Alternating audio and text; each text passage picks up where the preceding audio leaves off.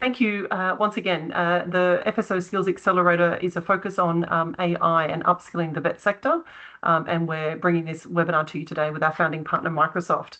As I mentioned, our partnership today, furthermore, is with the Chartered Accountants Association, ANZ, particularly with a focus on finance. And this is our second AI in Practice webinar. Last month, we did a focus on marketing. So if anyone in your team would be interested in focusing on marketing, that's on our resources page, and our webinar recording from today will also be there shortly. Before we do kick into our webinar, I would like to do an acknowledgement of country. I'm calling in from Sydney, Australia, and I'd like to acknowledge the traditional custodians on the land in which I'm calling in from, which is the Gadigal people of the Eora Nation, and also pay my respects to elders past, present and emerging. I'm also cognizant that everyone on the call is calling in from different locations, so wanting to make sure that we pay respects to all the locations on the call today. For the agenda today, I will quickly go into a quick introduction on behalf of the Chartered Accountants Australia and New Zealand organisation, and then we'll be handing the mic over to Alice Tang, who will start off initially talking about the impact of AI on finance skills and workforce, and then of course the top 10 uses of AI in finance, with a little bit of time at the end for Q&A. If you do have questions during Alice's presentation, if you just put them in the chat, that would be great. And then we'll get to those at the end. I do believe we have the recording or the time booked in your diary for 45 minutes, but we will try and get you out of here by 12:30. So from a Chartered Accountant's perspective, I would like to speak to that initially, do an introduction. So the Chartered Accountants Association and from Australia and New Zealand, so acronym CAANZ, represents more than 140,000 finance professionals as part of a global community of more than 1.8 million Chartered Accountants and students in more than 190 countries. So quite a huge coverage. CAANZ is a professional accrediting body and a TESQA registered provider of higher education. Its flagship CA program, the Pathway to Becoming a Chartered Accountant, combines a graduate diploma of chartered accountancy, higher education course, and a 3-year of mentored practical experience. CAANZ is also building new, more flexible and accessible pathways into the CA program for people with non-accrediting degrees or relevant work experience, and high school graduates who can't attend university. Chartered Accountants Australia and New Zealand is a Future Skills Organisation Accelerator-AI partner and a member of the FSO's AI Research Working Group. The Group and Workforce Plan Research Working Group, CAANZ, is pleased to partner with the FSO for today's webinar for finance professionals on AI in practice. And I'm also personally delighted to introduce our keynote speaker, Alice Tang. Alice is a fellow of the Chartered Accountants Australia New Zealand organisation and a senior finance executive with more than 25 years of experience at Macquarie Group, I should say, MA Financial and Deloitte. Alice is now co-CEO of CEO of Amplify AI Group and a Gen AI consulting firm, and works with the finance industry to uplift AI capabilities through AI education. That's the perfect skill set, Alice, for you to be presenting today. In her executive role, Alice was the COO of MA Asset Management, a global diversified asset manager, managing a team of up to 55 across product, fund operations, fund accounting, client services, risk management and data, AI and technology. And she partnered with the business to triple their assets under management to 10.3 billion over only 7 years. Prior to that, Alice was at Macquarie Group for 16 years, where she held leadership positions in investment, fund management and risk and compliance roles, based in Hong Kong and Sydney. Her career highlights include global implementation of Salesforce for 1,200 bankers and being part of a team that managed 9 shopping centres in China. There's one big gig. Alice was named a winner of the Women in Digital Award in 2025 Digital Transformation Leaders of the Year, is passionate about empowering others. She has mentored students for 15 years and serves on the UNSW Alumni Advisory Committee. Alice was a committee member and secretary for Women in Super, New South Wales, and is currently the co-chair for 100 Women in Finance Australia. She is also a graduate of the Australian Institute of Company Directors and holds an executive MBA from the Australian Graduate School of Management. Alice, thank you for presenting today, and I will now hand over to yourself. You can share your screen if you'd like. Hey, everyone can see that? Perfect. Excellent. Yes, brilliant. First of all, thank you everyone for attending today. Thank you to the FSO and also CA. It's great to be here. What I'll do is I'll do a really quick scene setting and then we'll delve into the top use cases. In terms of my work, I work with financial services as my main core, but actually accounting and finance is a key part of my experience as well. So today's use cases will be focused on the accounting and finance side. And then I'll share some sort of developments around what the future of work could look like. I think like everyone on the call, Gen AI is just moving so quickly. I don't think there's a clear crystal ball, but I hope to share some of my insights and also use some research just to ground the discussion today. So that's really what this is. So where is AI today? AI today is in fact everywhere. So I'll just give you some examples in terms of framing sort of today. So Meta AI glasses. So these are US $300 glasses that you can use. It plays music, but also one of the great things it can actually translate. So if you're in a foreign country and you're driving, it actually translates the road signs. AI can now run restaurants. This is one in the US where the robotics, the robot cooks the food. Tesla robots. I think many of you might have seen this on the news earlier this year. There's a bit of a wait list, but it is actually shortly available for those who wish to purchase one for their home. AI is in dark factories. One fund manager I know visited China and tells me that a car can be assembled within 4 minutes. I'm not sure what sort of car this is, but factories, robotics, and is widely used in AI. Chatbots. Chatbots is actually one of the low-hanging fruits, and we'll talk about this a little bit later in terms of how it can be used in the workplace. In this case, this chatbot is actually provided in New York, and what it does is that it combines several government departments' information so that you can simply use one single interface and ask something like, can I open a pancake shop on Fifth Avenue? And as you can see up the top here, because AI and large language models are so good with languages, you can also have select your own language depending on what you require. And as you can see, as we always need, is just to be very clear that AI can hallucinate. So there's a bit of a disclaimer here. You can easily search for this chatbot. It's live. Give it a go because it also really shows the real applications of AI. AI is used as a foreign ministry spokesperson. This is a Ukrainian spokesperson, in fact. And UAE actually was the first to launch a regulatory intelligence office where AI is used to help draft regulations. Out of all these sort of cool and fun things, there is definitely the on the risk side and what we need to be aware of.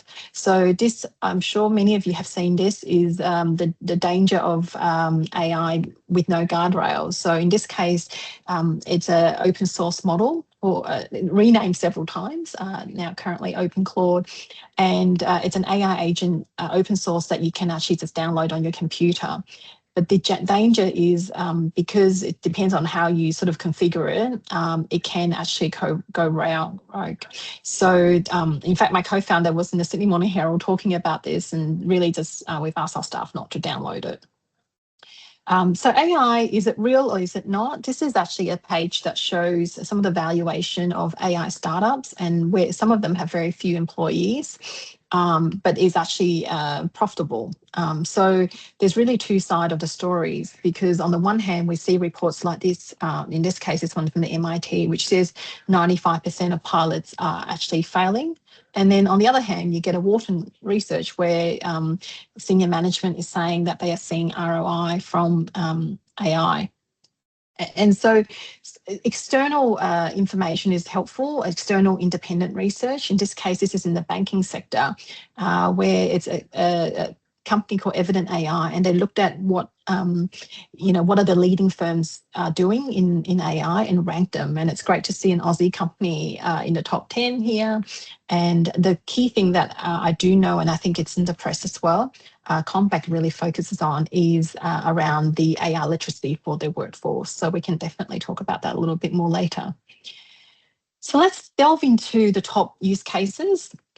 So the top use cases, so really I come from a lens of both what I've implemented personally for my clients, as well as discussions with other large consulting firms as to what they're doing. So the first column I call personal productivity. Many research have shown, including one with Harvard, have shown that AI can lift productivity between 40 to 70%. And the 70% certainly is based on my discussions with, for example, banks where they've done that sort of track the matrix in terms of the benefit, particularly for engineering roles. The deep research is another capability that is readily available. In this first column, I've got a demo shortly that I'll just show you how you can just use that for your own personal productivity. The second column are the organisational capability. Marketing and comms naturally lends itself in using AI. And so I think there's two lenses. As finance professionals, we actually need to write a lot of comms, be it to our team members or be it as part of business partnering. So AI can be a great partner in terms of writing these comms. And at the same time, because marketing really also relies on languages, so marketing teams have seen a huge sort of uptake in terms of AI tools, and because it's a generic tool, so I think many marketing teams have taken advantage of it. So if you're thinking about budgeting for your organisation, the marketing folks should be able to do a lot more with less. Another organisational use case that we've seen are high volume use cases. So an example I have here are call centres. So be it from transcription or from other sort of aspects, call centres is definitely an area that can really take the admin out of the calls and in the case notes that needs to be done. So I think many firms have gone down that path. Again, I'll use the public example. So CBA have also gone down that path as well. And chatbots, so being the New York City chatbot that I just sort of quickly showed on screen earlier, but other chatbots. So when we think about chatbot, it's really a case of ingesting your data and being able to query it. So chatbots can then be used for policies. So if you're onboarding a new team member and you want to sort of showcase sort of your product information so they can learn quicker, that's one chatbot. We've built economics chatbot, for example, and when we demoed it, it was for a conference, but actually people are then going, that would be a great tool for my team to understand economy. So chatbot, if you've got, again, the sort of the devil's in the detail in terms of behind a build, but certainly having great data being put into an AI tool can give you a really good outcome. So onto the finance function. So financial analysis, so budgeting. If you've got good data in terms of historical data, AI can probably be more objective than us humans. And I think when I talked about it with fellow accountants, they're a little bit worried, because sometimes we might have a bit of a contingency or buffer. But if you use AI, it actually gives you a great forecast. Reporting. So these are monthly reports. So the setup would require your data to be clean, ingesting that into an AI in order to produce a report in a set template. So having standardized structure and data and having a great template would be able to get you from sort of one end to the other. And then also the finance function. So writing the accounting treatment memo. So this is a use case that when we sort of talk to accountants, when they're a little bit worried about the fact that AI can hallucinate, writing accounting treatment memo, which is really word-based, is a great way to use AI. So bringing in your historical accounting memo in terms of your format and what you use, as well as the new regulations, giving it context, and then it can produce a great first draft. And when I say for all of these use cases, as always, that we must all be accountable for the output. So but AI can really take the heavy lifting out, and the percentage of the heavy lifting that it can take out depends on your use case and also how clean your data is. And then in terms of finance processes, the accounts payable. So this is similar to the high volume use case I was talking about just now. So accounts payable as a use case where you've got quite a set workflow is really lends itself to using AI in terms of be it reading the document, looking for fraud. I think that's also quite in the headline with the banks at the moment in terms of fraudulent documentation. So AI can help, but it's not a foolproof solution, but definitely it is a solution that can be used along the way. And then lastly, reading PDF at scale. So there are specialist AI tools out there, but at the same time, AI is actually really good at picking up different nuances using PDF files and then putting the data in a form that you can use. So that's a really quick run through of all the use cases, but I'll show you a couple of, just one demo on the personal productivity so you can visualize this. So before that, this isn't research from OpenAI, and really the takeaway is that the more you use AI, the better that you'll get at it. I think that's quite intuitive. So I'll go too quickly to this demo. So what I'm doing here is, and this use case you can use in whatever function or whatever role that you have, but what I've done here is assume I'm the CFO, so I'm giving AI the role. I'm the CFO. Can you please just look at these documents and give me sort of information and background that I can use to think about the business? So what I've done here is a couple of things. One is I've got great data because the accounts is actually a set of publicly available account. So that is something that I can use. And if you're using it in the work context, you have to use a tool that your company organisation approved. So I put that in here and I've asked it the question, what are the variance analysis? And what I've done here, and this is a tool, this is a function in all the AI tools, depending on the tier that you are on. I've used the research mode here at the bottom. So what the research mode does is that it thinks a lot longer. So the chance of hallucination is much less. And so it gives you an outcome that you can better rely on. Again, I never ever 100% rely on the outcome from an AI tool. So the review process is very important. So what you can see here is I put in the management accounts in this case, and then gave AI the objective, and then it came back with some questions. So this is where the more advanced tools actually start asking you questions so that you can see that it's actually thinking rather than hallucinating, and then it will start this research. I've actually cut this video. I won't go through all of them because the video is actually quite long. So you can see that it actually takes 5 minutes. So 5 minutes later, it starts to give me all these answers. And I just wanted to share what the source document is so that you can visualize it. So this is actually a document that I've downloaded as in a management accounts for a public agency. So I've downloaded it. And then let me skip a bit forward.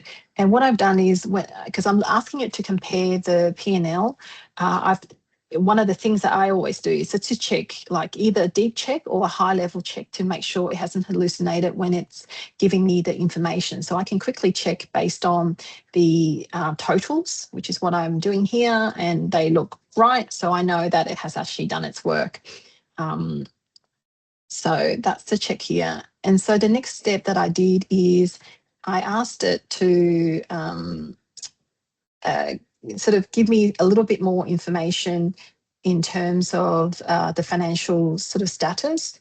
So the error message was because I couldn't just paste it. I actually now have to type it.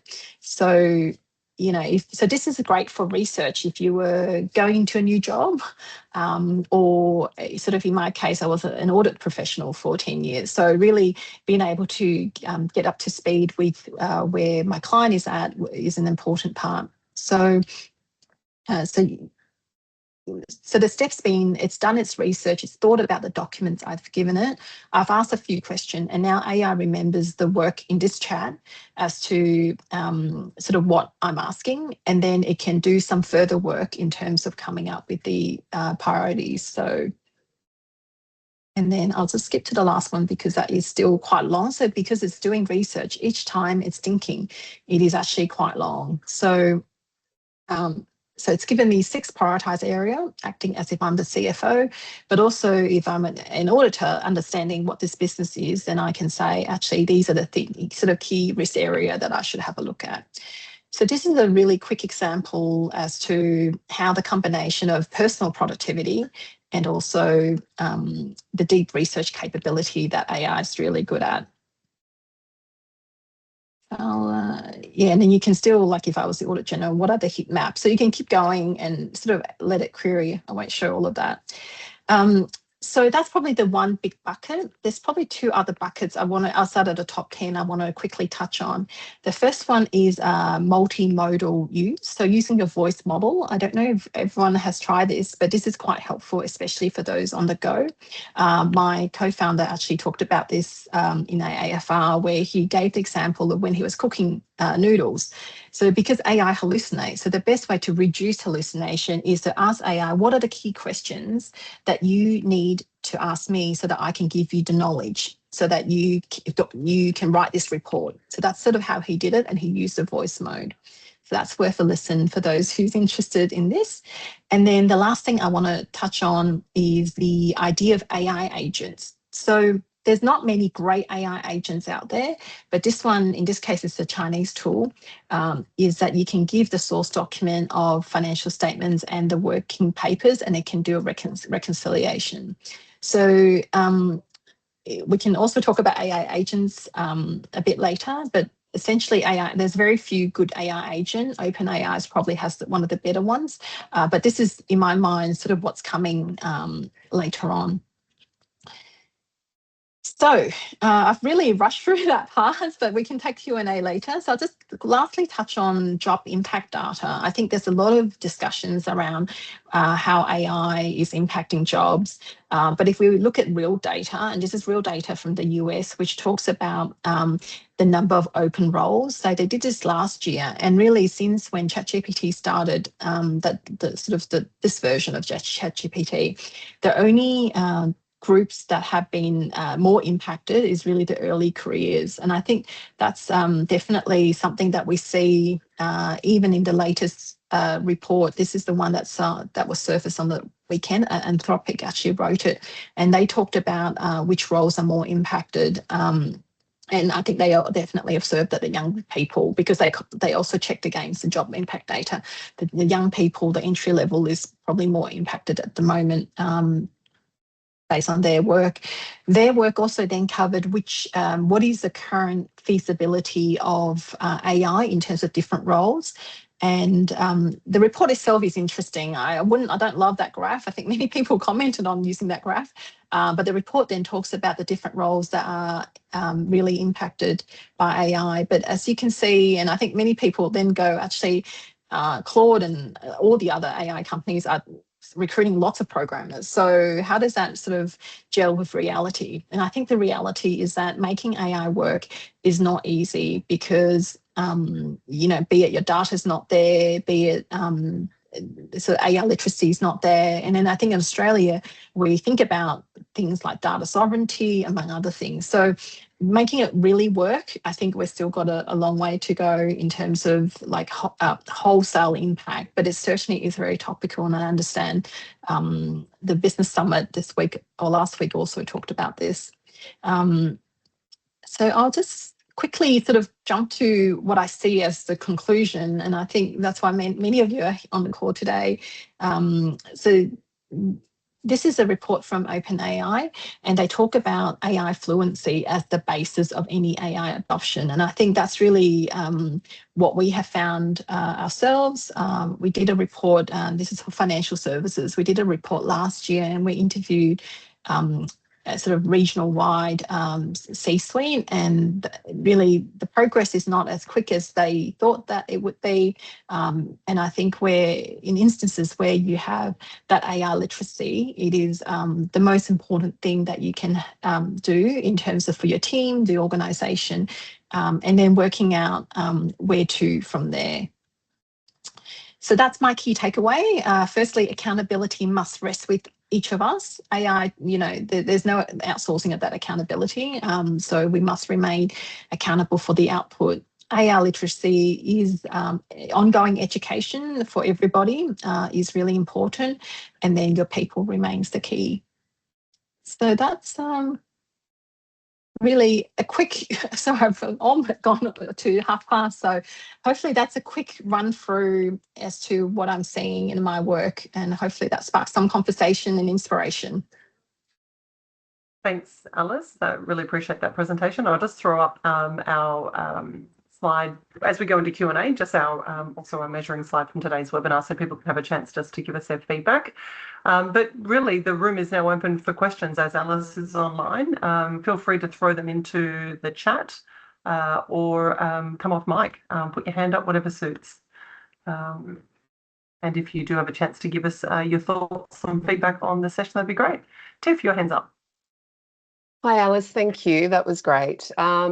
I'm wondering, acknowledging that graduates are likely to be affected by the use of AI in the workplace, and there are some job outcomes results that suggest that. What are your recommendations to educators to better prepare their students for AI in practice? How can they create competitive, knowledgeable grads that do stand a chance in your field?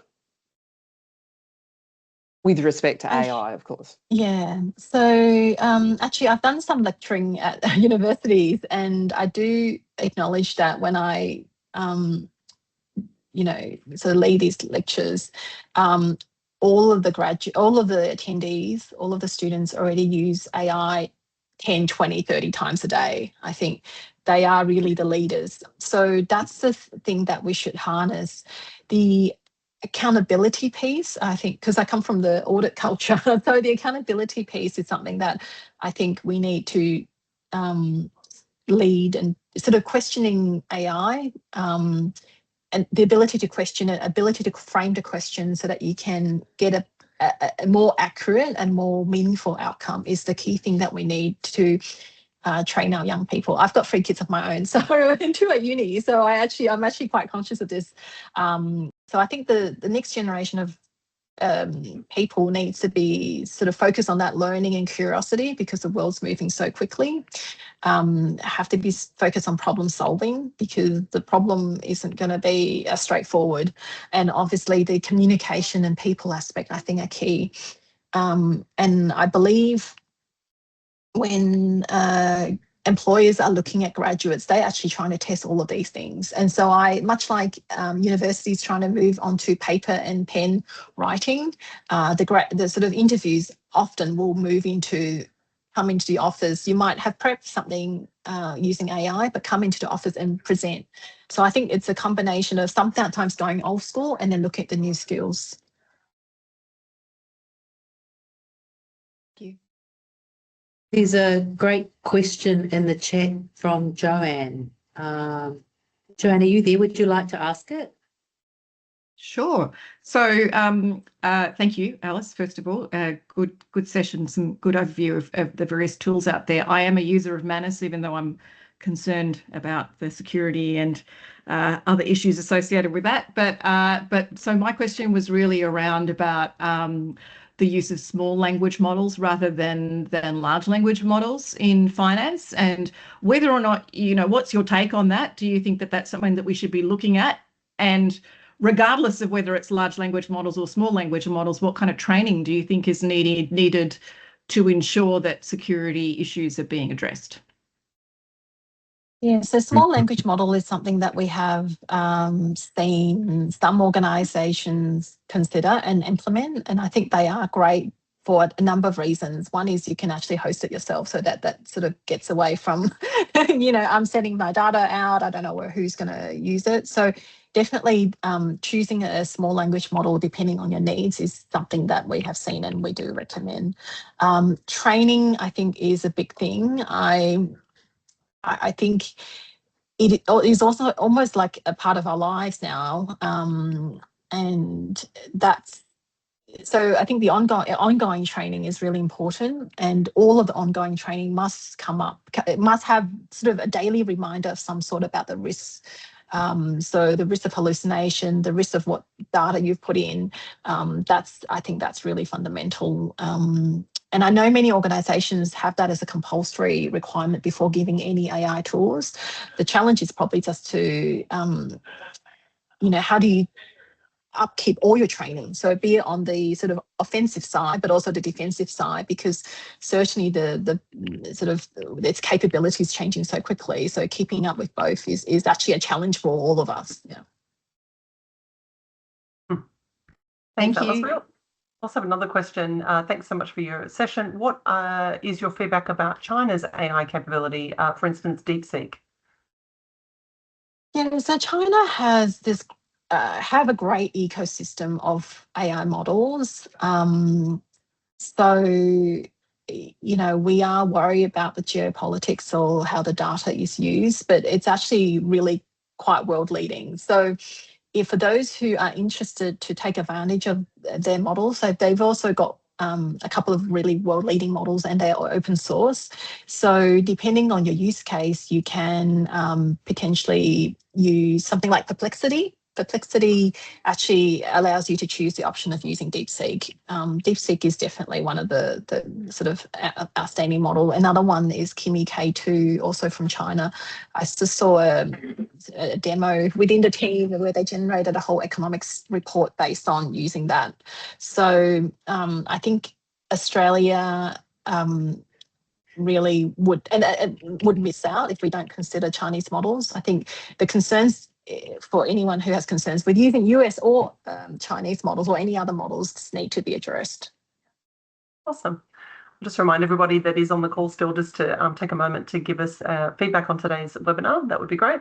Another question from Ming. What is your perspective on Microsoft Foundry and automated workflows that utilize AI? Yeah, so it's interesting. So this is the thing about agents that I didn't touch on. So Manus is an AI agent, but there are very few AI agents out there. And I think it's a fancy word that gets you to pay more money for many of the subscriptions. They are actually, most of them are AI workflows. And what is the difference? So AI workflow is where if you have like a team mailbox and you're receiving a mailbox, let's just call it like a IT help desk, and there's a triage process. So if you have a procedure written, and so if it's like, oh, I've lost my computer and it's got sensitive information, that might go to a high triage, or I've lost my password. So you can sort of triage it, and if your procedure manual have the information, then you can use AI to set the next step and the next step. So that's AI workflow. And so I personally think that AI workflows has a lot of value, because AI agents, like the Clawbot example, like, do you really trust, like, have you got enough capacity to put in the right guardrail for an AI agent to do its thing? Like, you can actually get an AI agent to buy your ticket to, you know, Hawaii, for example, but are you going to give an AI agent your credit card? So while AI agent is great, at the moment, I think AI workflows for many organizations or for our own personal use case is actually is definitely worth considering. Thanks so much, Alice. Any other questions, please add them to the chat, or of course, put your hand up or come off mic. There's nothing else left in the Q&A box at this point in time, Alice, so just give it a few more moments. Otherwise, we might bring the presentation and webinar to a close. Just while people are thinking, perhaps, Alice, of other questions if they'd like to ask them, I would like to thank you personally for joining. It was very nice to hear your perspectives about the impacts of AI in the finance sector. Yep, just getting lots of accolades at the moment, Alice. So thank you so much. Thank you so much. So finance professional. Yes, you can follow me on LinkedIn. We actually post updates on AI if that's of interest, but I really do encourage everyone just to try and use it every day. I think that's really the most important thing, but also make sure you've got the securities in place. Yeah, awesome. All right. Well, look, thank you so much, Alice. I think we'll bring the meeting to a close. Yes, for the question, we will be sharing a post-email webinar, which will have a link to the recording as well as a survey to ask for your feedback. This is our second AI in Practice webinar. Next month will be an AI in Practice focused on people, HR, people and culture. So for any HR practitioners in the room, hopefully you'll find that a value as well. Thanks so much, Alice. Thanks for joining, everybody, and enjoy the rest of your day.